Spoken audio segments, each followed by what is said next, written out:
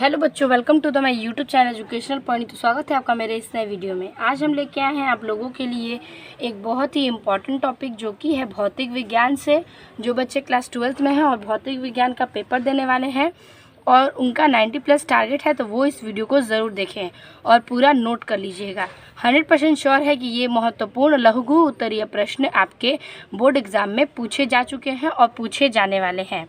तो ये आपके कई साल के बोर्ड एग्ज़ाम में पूछे गए प्रश्न हैं, 2019 से लेके 2024 तक।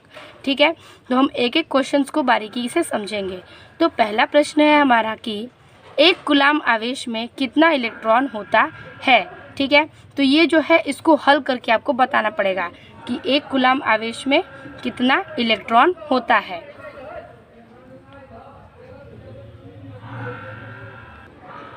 तो इसमें हम लिखेंगे कि चूँकि कूलाम बराबर Q बराबर एक कूलाम, तो E बराबर 1.6 × 10⁻⁻19 कूलाम। ठीक है, तो Q बराबर यानी कि आवेश जो है वो एक कूलाम है और इलेक्ट्रॉन की संख्या मैंने बताई 1.6 × 10⁻⁻19 और कूलाम। ठीक है, और N = ज्ञात करना है, यानी कि उसमें कितने इलेक्ट्रॉन होते हैं। तो यहाँ पे देखिए, चूँकि Q बराबर NE ये फॉर्मूला होता है। ठीक है, तो इसी पे हम लगाएंगे तो हमें एक कूलाम आवेश में कितने इलेक्ट्रॉन होते हैं पता हो जाएगा। तो देखिए Q = NE, इसलिए N बराबर N ज्ञात करना है तो Q/E। यहाँ तक तो आपको समझ में आ गया होगा। Q का मान रखेंगे हम 1 और E का मान रखेंगे 1.6 × 10⁻⁻19। इसको अगर आप कटा पिटा देते हैं तो ये ऊपर चल जाएगा, माइनस कट के प्लस में चला आएगा और इसका भाग देंगे हम 16 से 1 में तो आएगा 0.625। तो ये हो गया आपका आंसर 0.625 यानी कि 625 × 10⁻19 इलेक्ट्रॉन, या N बराबर 6.25 यानी कि अगर दशमलव इधर कर दिया जाए तो 10⁻18 इलेक्ट्रॉन। तो ये आपका इलेक्ट्रॉनों की संख्या प्राप्त होती है N बराबर। ठीक है, तो यही आपको इसी तरीके से लिखना है, एक कूलाम आवेश में कितने इलेक्ट्रॉन होते हैं। तो आपको ये हल कर N के बराबर इतने इलेक्ट्रॉन प्राप्त करके बताने हैं। आई होप आपको पहले क्वेश्चन समझ में आ गए होंगे। दूसरा कह रहा है कि आवेश के पृष्ठ घनत्व से आप क्या समझते हैं। तो जो आवेश का पृष्ठ घनत्व है उससे आप क्या समझते हैं। तो सबसे पहले आपको कुछ डिफिनीशन देना पड़ेगा, उसके बाद इसके फॉर्मूले को लिखना है। तो इसमें हम लिखेंगे कि, तो देखिए इसमें लिखेंगे कि पृष्ठ के एकांक क्षेत्रफल पर उपस्थित आवेश के परिमाण को आवेश का पृष्ठ घनत्व कहते हैं। यहाँ पे बात को समझिएगा कि पृष्ठ के एकांक क्षेत्रफल पर उपस्थित, ठीक है, उस क्षेत्रफल पे जो भी उपस्थित आवेश है उसके परिमाण को आवेश का पृष्ठ घनत्व कहते हैं। इसे सिग्मा से प्रदर्शित करते हैं। तो हो जाएगा आपका सिग्मा = Q/A। ये आपका एक फॉर्मूला यहाँ से आवेश पृष्ठ घनत्व का निकलता है। इसके नीचे लिखेंगे कि यदि पृष्ठ गोलीय हो और गोले की त्रिज्या r हो तब A बराबर 4πr² होता है। ठीक है, जब यदि पृष्ठ का गोला जो है उसकी त्रिज्या r हो तो A बराबर 4πr² होता है। फिर लिखेंगे इसलिए सिग्मा बराबर Q/4πA²। ठीक है, Q/4A², क्योंकि A का मान हमने ये रख दिया यहाँ पर, तो ये हो गया 4πr² और इसका मात्रक होता है कूलाम प्रति मीटर स्क्वायर होता है इसका मात्रक। ठीक है, तो यही आपको लिखना है। आवेश पृष्ठ घनत्व से आप क्या समझते हैं, तो आपको सबसे पहले क्या किसे कहते हैं वो लिख देना है, किसे प्रदर्शित करते हैं वो लिखना है और इसके सूत्र को प्रदर्शित करना है। तो ये जो है आपके बोर्ड एग्ज़ाम में 2023 के बोर्ड एग्ज़ाम में पूछे जा चुके हैं। ठीक है, तो आप इसे एक बार ज़रूर नोट कर लीजिएगा। तीसरे प्रश्न पे चलते हैं।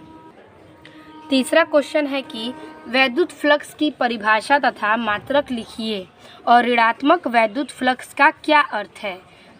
ठीक है, यहाँ पर वैद्युत फ्लक्स की परिभाषा देनी है, उसका मात्रक लिखना है और वैद्युत फ्लक्स में जो ऋणात्मक वैद्युत फ्लक्स है उसका क्या अर्थ है। तो लिखेंगे हेडिंग वैद्युत फ्लक्स, और वैद्युत फ्लक्स कई बार इंपॉर्टेंट हैं, कई बार पूछे जा चुके हैं। तो इसमें लिखेंगे कि वैद्युत क्षेत्र में स्थित क्षेत्रफल से अभिलंबवत दिशा में गुजरने वाली वैद्युत बल रेखाओं की संख्या को वैद्युत फ्लक्स कहते हैं। कह रहा है कि जो वैद्युत क्षेत्र में स्थित क्षेत्रफल है उससे अभिलंबवत दिशा से गुजरने वाली वैद्युत बल रेखाओं की जो संख्या है, यानी कि वहाँ से गुजरने वाली वैद्युत बल रेखाओं की संख्या को ही वैद्युत फ्लक्स कहते हैं। इसका मान पृष्ठ पर वैद्युत क्षेत्र के पृष्ठ समाकलन के बराबर होता है। इसका जो मान है वो वैद्युत फ्लक्स के पृष्ठ समाकलन के बराबर होता है। अतः वैद्युत फ्लक्स बराबर होता है फाई ई बराबर समाकलन का चिन्ह देंगे ए ई पे वेक्टर यानी कि तीर इंटू डी वेक्टर ए। ठीक है, तो ये हो गया आपका वैद्युत फ्लक्स का सूत्र। फिर आगे लिखेंगे कि वैद्युत फ्लक्स का मात्रक न्यूटन मीटर स्क्वायर या कूलाम यानी कि न्यूटन मीटर स्क्वायर प्रति कूलाम या फिर वोल्ट मीटर होता है। यदि बल रेखाएं बंद पृष्ठ के अंदर की ओर जाती हैं, यानी कि जो बल रेखाएं हैं वो पृष्ठ के अंदर जाती हैं, तो वैद्युत फ्लक्स का चिन्ह ऋणात्मक होता है। तो ऋणात्मक आपको दिखा दिया कि अगर वो बंद रेखाएं वैद्युत पृष्ठ के अंदर जाती हैं तो ये वैद्युत फ्लक्स का चिन्ह जो होता है वो ऋणात्मक हो जाता है।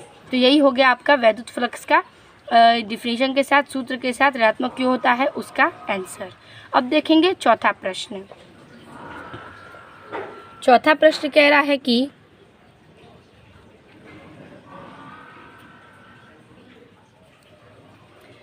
वैद्युत विभव की परिभाषा, मात्रक तथा विमा लिखिए। ठीक है, तो जो वैद्युत फ्लक्स की परिभाषा लिखेंगे फिर मात्रक, उसके बाद विमा लिखेंगे।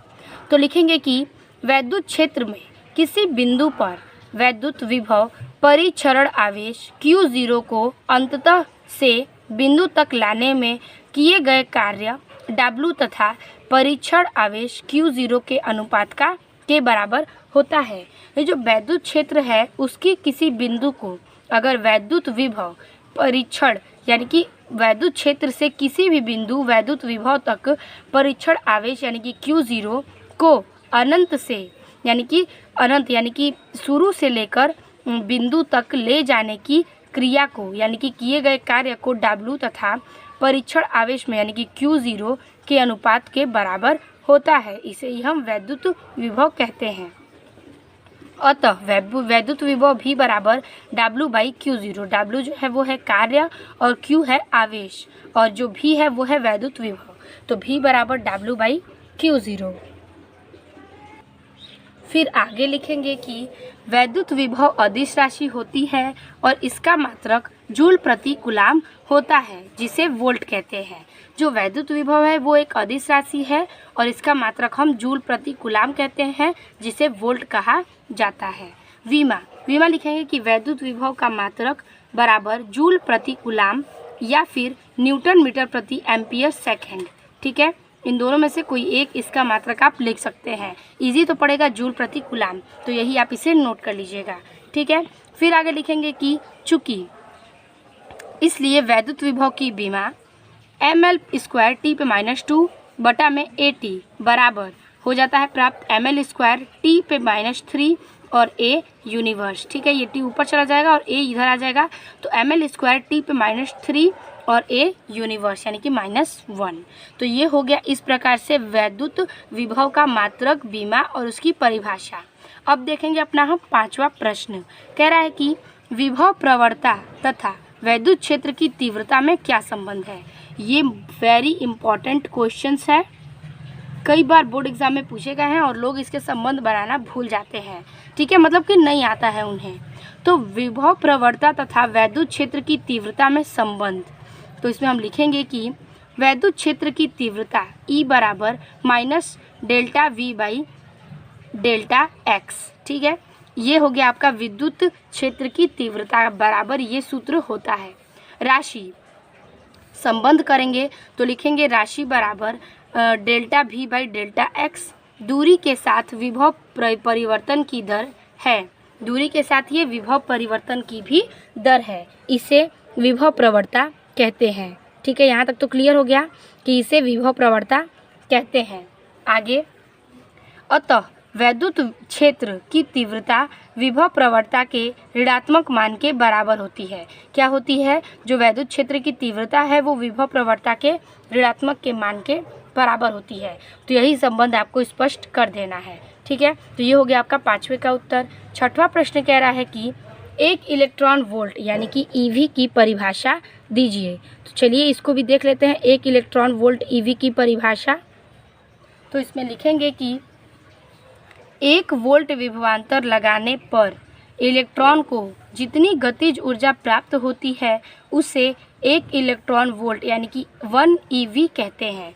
जो 1 वोल्ट विभवांतर है, ठीक है, 1 वोल्ट विभवांतर लगने पर जो इलेक्ट्रॉन को, ठीक है, जब विभवांतर पर इलेक्ट्रॉन लगते हैं तो उसमें जो गतिज ऊर्जा प्राप्त होती है उसे ही 1 इलेक्ट्रॉन वोल्ट कहते हैं। ठीक है, गतिज ऊर्जा बराबर के इज इक्वल टू क्यू भी। ठीक है, के गतिज ऊर्जा को प्रदर्शित करता है, क्यू आवेश को और भी वोल्ट को।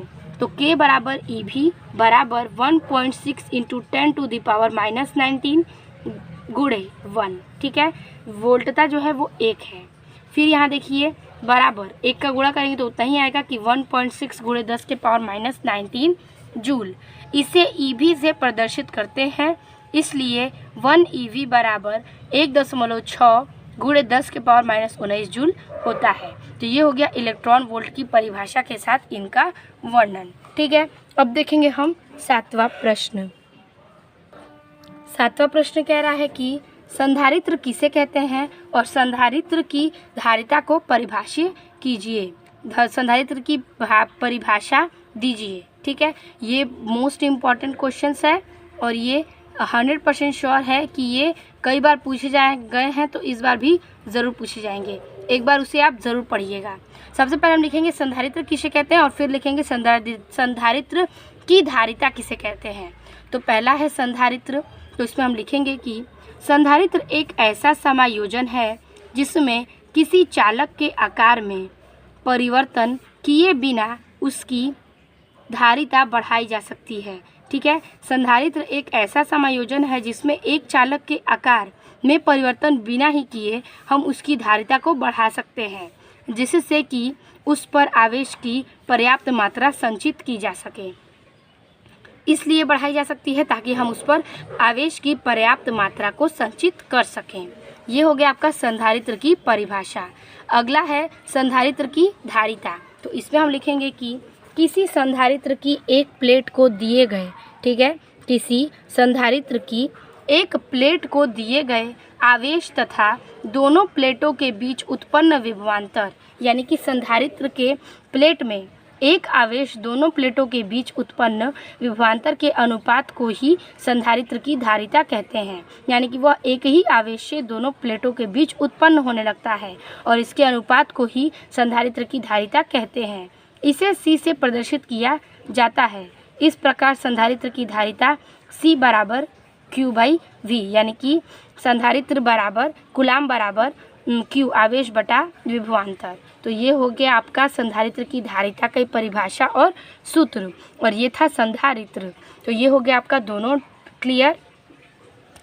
8वां प्रश्न है कि धारा घनत्व से आप क्या समझते हैं, इसका मात्रक लिखिए।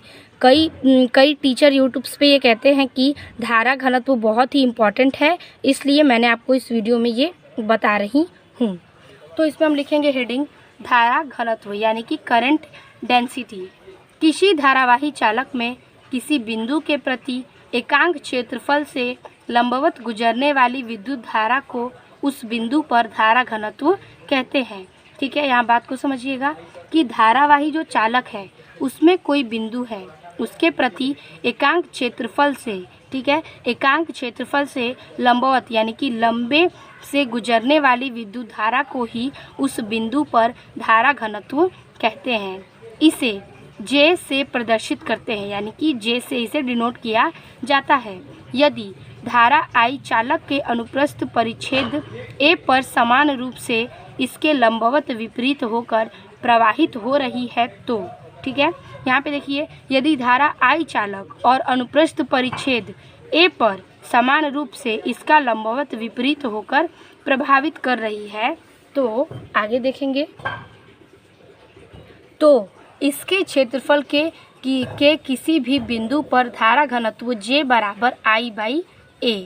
ठीक है, तो इसके क्षेत्रफल पर धारा घनत्व किसी भी बिंदु पर होगा J = I/A। ठीक है, ये हो गया। अगला लिखेंगे लाइन चेंज करके कि यह एक सदिश राशि है जिसकी दिशा उस बिंदु पर धन आवेश के चलने की दिशा होती है। यह एक सदिश राशि है और इसकी दिशा धन बिंदु पर आवेश चलने की दिशा होती है। इसका मात्रक एम्पियर प्रति मीटर स्क्वायर है तथा विमीय सूत्र AL पे पावर -2 होता है, यानी कि A प्रति L पे स्क्वायर। ठीक है, तो ये यूनिवर्स में चेंज कर दिया गया है। इसका मात्रक याद रखिएगा एम्पियर प्रति मीटर का स्क्वायर। आई होप आपको धारा घनत्व सूत्र के साथ और विमीय सूत्र के साथ समझ में आ गया होगा। 9वां प्रश्न है हमारा कि अनुगमन वेग तथा धारा घनत्व के संबंध का सूत्र स्थापित कीजिए। ये बहुत ही इम्पोर्टेंट है और कई बार बोर्ड एग्जाम में पूछे गए हैं। तो हम हेडिंग करेंगे धारा घनत्व तथा अनुगमन वेग में संबंध और लिखेंगे कि माना किसी चालक में इलेक्ट्रॉनों का अनुगमन वेग Vd है। ठीक है, आपको मानना है कि किसी चालक में इलेक्ट्रॉनों का अनुगमन Vd है, तो चालक के परिच्छेद A से प्रभावित धारा। ठीक है, जो चालक में जो परिच्छेद A है वहां से प्रवाहित धारा, यानी कि इसीलिए I बराबर N × AVD × E। ठीक है, E = ये फॉर्मूला जो है आप नोट कर लीजिएगा, I = N × AVD × E। ठीक है, अब उसके नीचे हम लिखेंगे इसकी कुछ जानकारियाँ कि N एकांक आयतन में स्वतंत्र इलेक्ट्रॉनों की संख्या तथा इलेक्ट्रॉनों का आवेश है। ठीक है, N जो है वो एकांक आयतन में स्वतंत्र इलेक्ट्रॉनों की संख्या है और E जो है वो है इलेक्ट्रॉनों का आवेश। यदि धारा का वितरण क्षेत्रफल A पर समान है तो धारा घनत्व बराबर। ठीक है, यदि धारा का वितरण अगर A समान हो तो धारा का घनत्व क्या होगा, तो लिखेंगे J वेक्टर बराबर I/A और बराबर ब्रैकेट में N × E bracket close VD। तो ये सूत्र आपको करना है और इस पर आप सॉल्व कर सकते हैं। यदि अनुगमन वेग एवं धारा घनत्व का सूत्र है तो 10वां क्वेश्चन कह रहा है कि ओम का नियम लिखिए। तो ओम का नियम लिखना कैसे है, क्या प्रदर्शित करेंगे, तो ये बहुत इंपॉर्टेंट है। कई साल बोर्ड एग्जाम में पूछे गए प्रश्न है कि ओम के नियम का उल्लेख कीजिए या फिर ओम का नियम लिखिए, या फिर कहता है कि ओम के नियम की परिभाषा सहित उसे समझाइए सूत्र को। तो हम लिखेंगे कि इस नियम के अनुसार यदि किसी चालक की भौतिक अवस्था जैसे ताप, दाब आदि में कोई परिवर्तन न हो तो चालक के सिरों पर विभवांतर तथा उसमें बहने वाली धारा का अनुपात नियत रहता है। देखिए, इसी नियम के अनुसार यदि किसी चालक की भौतिक अवस्था, ठीक है, यदि कोई चालक है तो उसकी भौतिक अवस्था जैसे कि ताप है, दाब है इत्यादि, इसमें कोई परिवर्तन नहीं होता, तो चालक के सिरों पर विभवांतर जो है वो उसमें बहने वाली धारा का अनुपात नियत रहता है। फिर ये फिगर बनाएंगे और कुछ जानकारियाँ इसमें लिखेंगे कि फिगर बनाएंगे हम यहाँ से यहाँ तक, ये I धारा है और ये V यानी कि वोल्टता है और बीच में कोई धातु लगी हुई है। माना चालक के सिरों पर आरोपित विभवांतर V, ठीक है, यानी कि चालक के सिरों पर आरोपित विभवांतर V है और चालक में बहने वाली विद्युत धारा I है और ओम के नियम से, ठीक है, V और I ओम के नियम से ये फिगर करेंगे, इसका ये उल्लेख लिखेंगे। फिर नीचे लिखेंगे कि V/I बराबर R नियतांक। ठीक है, ये हो जाएगा V/I और R जो है वो हो गया नियतांक। इसमें लिखेंगे कि जहाँ R चालक का वैद्युत प्रतिरोध है, यह नियम केवल धातु चालकों के लिए ही सत्य है। यदि विभवांतर V तथा I के बीच एक ग्राफ खींचा जाए तो एक सरल रेखा प्राप्त होगी, जैसा कि चित्र में प्रदर्शित है। तो इसमें यही कह रहा था कि जहाँ R जो है वो एक चालक का वैद्युत प्रतिरोध है और यह नियम केवल धातु चालकों के लिए ही सत्य है। इसमें विभवांतर भी मैंने आपको बता दिया। I जो है वो उसके धारा है जो कि खींचा गया है ग्राफ में, तो ये सरल रेखा प्राप्त होगी जैसे कि चित्र में प्रदर्शित हुआ है। तो ये हो गया ओम का नियम। इस प्रकार से आप इसे नोट जरूर कर लीजिएगा, बहुत ही इजी तरीका है ओम के नियम को प्रदर्शित करने का। अब देखेंगे हम अपना 11वां प्रश्न। कह रहा है कि बायो-सेवर्ट का नियम क्या है। तो बायो-सेवर्ट का नियम आपको प्रदर्शित करना है। ये हर बार पूछे गए क्वेश्चन है और बोर्ड एग्जाम के नज़र से ये बहुत ही इम्पॉर्टेंट है। तो लिखेंगे बायो-सेवर्ट का नियम किसे कहते हैं। तो हेडिंग करेंगे बायो-सेवर्ट का नियम और लिखेंगे कि किसी धारावाही चालक के एक अल्पांश द्वारा किसी बिंदु पर उत्पन्न चुंबकीय क्षेत्र डेल्टा बी, चुंबकीय क्षेत्र को डेल्टा बी से व्यक्त करते हैं। यानी कि कोई धारावाही चालक है और उसका अल्पांश जो है वो बिंदु के उत्पन्न चुंबकीय क्षेत्र में डेल्टा बी धारा के अल्पांश की लंबाई डेल्टा एल है। यानी कि चुंबकीय क्षेत्र डेल्टा बी, अल्पांश की लंबाई डेल्टा एल के तथा अल्पांश उस बिंदु से मिलाने वाली रेखा, यानी कि उसी बिंदु में मिलाने वाली रेखा कह रहा है कि के बीच का कोण थीटा की साइन के अनुक्रमानुपाती होता है। ठीक है, तो वो दोनों की धारा को मिलाने के बाद जो बिंदु मिलने वाली रेखा के बीच का कोण जो होता है वो होता है थीटा साइन। ठीक है, और ये उसका अनुक्रमानुपाती होता है तथा उस बिंदु की अल्पांश से दूरी r के वर्ग के अनुक्रमानुपाती होता है। क्या होता है, उस बिंदु का अल्पांश दूरी r के वर्ग के अनुक्रमानुपाती होता है। अतः डेल्टा बी फिर व्युत्क्रमानुपाती I delta L sine theta by R का स्क्वायर। ठीक है, इसको और क्या लिख सकते हैं, तो अथवा में लिखेंगे हम डेल्टा बी व्युत्क्रमानु हटेगा तो बराबर mu 0/4 pi into I delta L sine theta by R का स्क्वायर। इसका आपका मात्रक हो जाएगा कि न्यूटन प्रति एम्पियर मीटर, ये इसका मात्रक है। ठीक है, तो ये होता है आपका बायो-सेवर्ट का नियम। अगला है हमारा अगला प्रश्न कि एम्पियर की परिभाषा दीजिए। तो एम्पियर की परिभाषा आप क्या देंगे, ये भी इम्पोर्टेंट प्रश्न है। लिखेंगे कि एक एम्पियर वह विद्युत धारा है जो वायु या निर्वात में एक दूसरे से 1 मीटर दूरी पर स्थित दो सीधे एवं समांतर तारों से प्रवाहित होने पर प्रत्येक तार की प्रति मीटर लंबाई का 2 × 10⁻⁷ न्यूटन का आकर्षण या प्रतिकर्षण बल उत्पन्न करती है। यहाँ पे बात को समझिए, कह रहा है कि ये जो 1 एम्पियर का विद्युत धारा है, ठीक है, जहाँ पर 1 एम्पियर की विद्युत धारा है वो वायु या निर्वात में एक दूसरे से 1 मीटर की दूरी पर स्थित होते हैं। ठीक है, एक दूसरे से 1 मीटर की दूरी पर स्थित है, जो 2 सीधे एवं समांतर तारों से प्रभावित होते हैं। क्या होते हैं, 2 सीधे और समांतर, यानी कि एक समान तारों से प्रवाहित होते हैं और प्रत्येक तार की प्रति मीटर लंबाई है 2 × 10⁻⁷ न्यूटन और आकर्षण और प्रतिकर्षण बल उत्पन्न करता है वही दोनों तार, जिसे हम एम्पियर कहते हैं। तो ये हो गया एम्पियर की परिभाषा। अब देखेंगे हम 13 प्रश्न। 13 प्रश्न कह रहा है कि एम्पियर का क्या नियम है स्पष्ट कीजिए। तो ये मैंने एम्पियर की परिभाषा बताई थी, अब लिखना है कि एम्पियर का नियम क्या है, उसे हमें व्यक्त करना है। तो लिखेंगे कि हेडिंग एम्पियर का परिपथीय नियम। ठीक है, इसमें व्यक्त करेंगे हम कि यह नियम स्थिर वैद्युतिकी में गॉस के नियम के समतुल्य है। क्या है, ये स्थिर वैद्युतिकी में गॉस के नियम के समान यानी कि समतुल्य है। तो इसके अनुसार चुंबकीय क्षेत्र प्रेरण यानी कि बी वेक्टर का किसी बंद वृत्त के लिए रेखीय समाकलन phi B vector into D L vector वक्र द्वारा घेरे गए क्षेत्रफल से होकर होता है।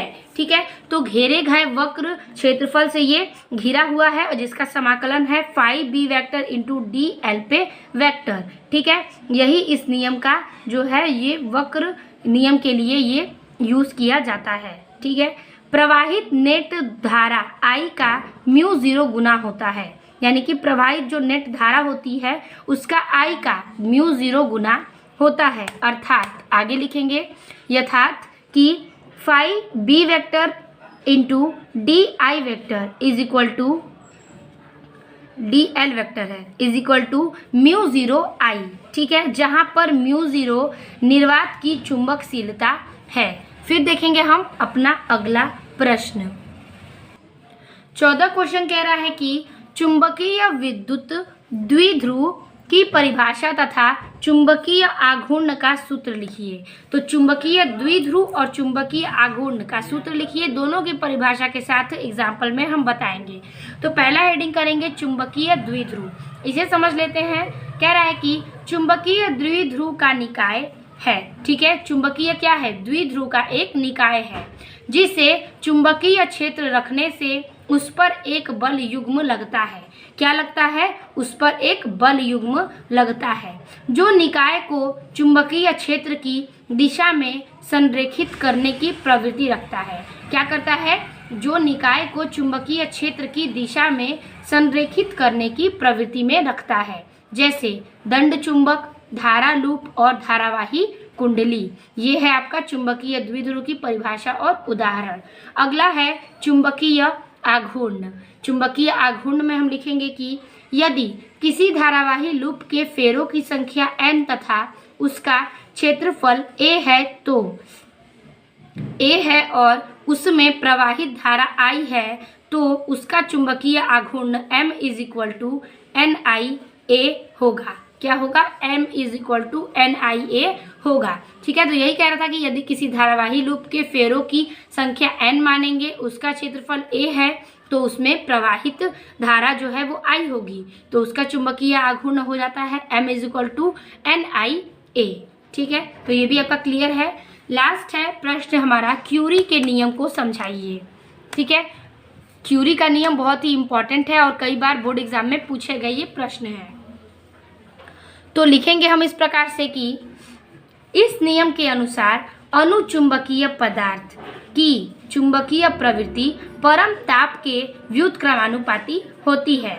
ठीक है, यहाँ पे कह रहा है इस क्वेश्चन में कि जो इस नियम के अनुसार अनुचुंबकीय पदार्थ है उसका चुंबकीय प्रवृत्ति परम ताप के व्युत्क्रमानुपाती यानी कि उल्टा होता है। तो हम लिखेंगे x व्युत्क्रमानुपाती I/T, या फिर हो जाएगा यहाँ पर x is equal to C/T। ठीक है, या फिर हम लिख सकते हैं C बराबर क्यूरी नियतांक और T है हमारा परम ताप। ठीक है, तो कुछ नीचे हम लिखेंगे लाइन आपकी 2 इसको स्पष्ट करने के लिए कि स्पष्ट है कि ताप बढ़ाने पर अनुचुंबकीय पदार्थों की चुंबकीय प्रवृत्ति घटती है। क्या होती है? कि स्पष्ट है कि अनुचुंबकीय पदार्थों की चुंबकीय प्रवृत्ति घटती है। लौह चुंबकीय पदार्थों की चुंबकीय प्रवृत्ति क्यूरी के नियम के अनुसार परिवर्तित नहीं होती है। ठीक है, ये जो लौह चुंबकीय पदार्थ है वो चुंबकीय प्रवृत्ति क्यूरी के नियम से परिवर्तित नहीं होती है। तो यही था क्यूरी का नियम, सूत्र परिभाषा के साथ कैसे व्यक्त करना है। तो आई होप आपको ये वीडियो समझ में आ गया होगा और आपके 15 प्रश्न जो हैं बहुत ही इंपॉर्टेंट थे जो मैंने आपके साथ शेयर किए। तो बहुत ही इजी भाषा में है, तो आप इसे एक बार नोट ज़रूर करिएगा। आई होप आपको वीडियो अच्छी लगी होगी और सब कुछ क्वेश्चंस जो हैं वो आपको डीपली समझ में आ गए होंगे। वीडियो अच्छी लगी हो तो लाइक कमेंट शेयर कीजिएगा। मिलते हैं आपसे इसी तरह के और नए वीडियो में, तब तक के लिए धन्यवाद।